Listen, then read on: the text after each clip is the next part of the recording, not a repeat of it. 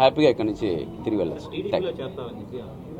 Sir నాకు 100% చంద్రబాబు నాయుడు గారి అభివృద్ధి కావచ్చు, చంద్రబాబు నాయుడు గారి డెవలప్మెంట్ కావచ్చు, ఇవన్నీ మనం చూసాం సార్.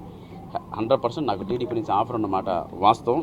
సో అది ఇప్పుడు నేను ముందే చెప్పడం నాది ముందస్తుగా అవుతుంది. డెఫినెట్గా వెరీ సూన్, అంటే ఇంకొక 10-15 డేస్లో డెఫినెట్గా గుడ్ న్యూస్ వస్తే మాత్రం డెఫినెట్గా నేను వర్క్ చేస్తాను. అది పెద్దలు నిర్ణయించాలి సార్, మనం చెప్పడానికి ఏం లేదు సార్. డెఫినెట్గా వాళ్ళు ఏ నిర్ణయిస్తే దానికి నేను కట్టుబడి ముందుకు నడుస్తాను.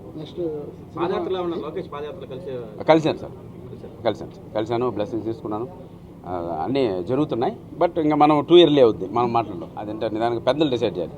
ఇస్తే డెఫినెట్గా 100% నేను నిజాయితీతో, నిబద్ధతో, ఇండస్ట్రీలో ఏ విధంగా అయితే ఒక క్రమశిక్షణ ఈ పేరు సంపాదించుకున్నానో పాలిటిక్స్లో కూడా అదే విధంగా డెఫినెట్గా నిజాయితీతో, నిబద్ధతో, క్రమశిక్షణతో పనిచేస్తానని మనస్ఫూర్తిగా నా చిత్తూరు జిల్లా ప్రజలకి నేను ప్రామిస్ చేస్తున్నాను. ఏం లేదు, సినిమా వల్లే నాకు రాజకీయ అవకాశం వచ్చింది. సో సినిమాలు నేను ఎలా దూరం చేసుకుంటాను సార్. ఈ రోజుకి మంచి మంచి సినిమాలు చేస్తున్నాను. బోత్ ఇక్కడ అదృష్టం మన ప్రజలకి. నేను ఇక్కడ ఐరల్లో పుట్టాను, బంగారపల్లిలో చదివాను, పుంగనూరులో చదివాను. ఈ చిత్తూరు డిస్ట్రిక్ట్ అంతా చిన్నప్పుడు నా చైల్డ్హుడ్ మెమరీస్ చాలా ఉన్నాయి. సో ఇక్కడ ఈ అవకాశం కూడా రావడం ఒక అదృష్టంగా భావిస్తున్నాను. డెఫినెట్గా నేను నిజాయితీ, నిబద్ధతతో, క్రమశిక్షణతో ముందుకు నడుస్తాను. నెక్స్ట్ ప్రాజెక్టు గోల్డ్ మ్యాన్ అనే ఒక సినిమా చేస్తున్నాను. అంటే సప్తగిరి ఎక్స్ప్రెస్ ఎల్ఎల్బి తర్వాత నేను 100% కాన్ఫిడెంట్గా హిట్ కొట్టగల నమ్మకం ఉండే సినిమా గోల్డ్ మ్యాన్ సినిమా పేరు. అది వెరీ సూన్, ఇంకొక 1 వీక్లో ప్రమోషన్ స్టార్ట్ అవుతాయి. మేబీ జూలైలో రిలీజ్ చేయొచ్చు. డెఫినెట్గా దాంట్లో మరిన్ని మిమ్మల్ని కడుపుబ్బ నమ్మించడానికి రెడీగా ఉన్న సినిమా పేరు గోల్డ్ మ్యాన్. 100% సార్. మా రణధీర్ గారు నన్ను బలవంతంగా తీసుకొచ్చారు.